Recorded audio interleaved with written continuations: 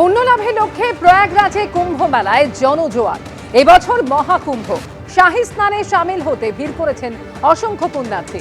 সাধারণ মানুষের পাশাপাশি স্নান করবেন সাধু সন্ন্যাসীরাও। আগামীকাল থেকে শুরু হবে কুম্ভ মেলা, চলবে 26শে ফেব্রুয়ারি পর্যন্ত। আগামীকাল পৌষ পূর্ণিমা স্নান রয়েছে, 14ই জানুয়ারি মকর সংক্রান্তির পুণ্য স্নান রয়েছে।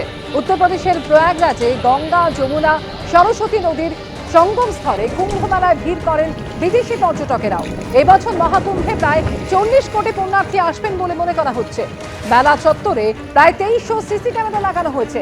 প্রয়াগরাজে তুঙ্গে চলছে প্রস্তুতি এবং তীব্র আগ্রহ শাহী স্নানে, যার জন্য ভক্তদের জন্য তৈরি হয়েছে লাখো টেন্ট।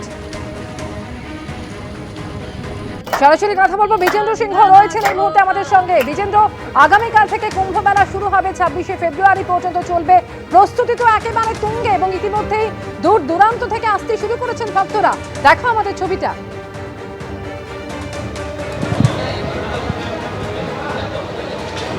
দেখো, এই মুহূর্তে একটু হালকা বৃষ্টি হচ্ছে প্রয়াগরাজে এবং আমরা যে মিডিয়া সেন্টার রয়েছে সেখানে ভেতরে রয়েছি। এখানে বাকি ব্যবস্থাগুলো যেটা আমরা সকাল থেকে দেখছি, প্রয়াগরাজের বিভিন্ন জায়গায় কুম্ভের যে প্রস্তুতি রয়েছে। আরিয়াল ঘাটে আমরা আজকে সকালে ছিলাম, সেখানে টেন্ট সিটি যেটা বানানো হয়েছে, যে ভক্তরা আসছেন সেখানে পুরো মেলা যে গ্রাউন্ড রয়েছে সেটাকে 24টা সেক্টরে ডিভাইড করা হয়েছে এবং 1 থেকে 20 সেক্টর রয়েছে এপারে এবং অন্য ঘাটে রয়েছে 21 থেকে 24টি সেক্টর।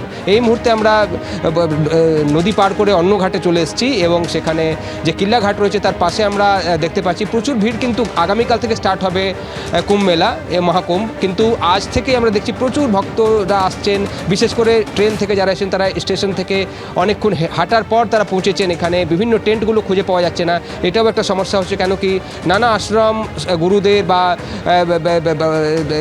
বিভিন্ন যে আখাড়াগুলো রয়েছে তাদের এখানে টেন্ট বানানো হয়েছে, কিন্তু সেই টেন্টগুলোকে খুঁজতে গিয়ে একটু সমস্যায় পড়ছেন সাধারণ মানুষ যারা সেই টেন্টে থাকবেন, সেটা একটা সমস্যা হচ্ছে। তবে এক এক করে মানুষ এখন আসছেন। আগামীকাল থেকে স্টার্ট হবে মহাকুম্ভ, 13 তারিখ থেকে চলবে 26 ফেব্রুয়ারি অবধি।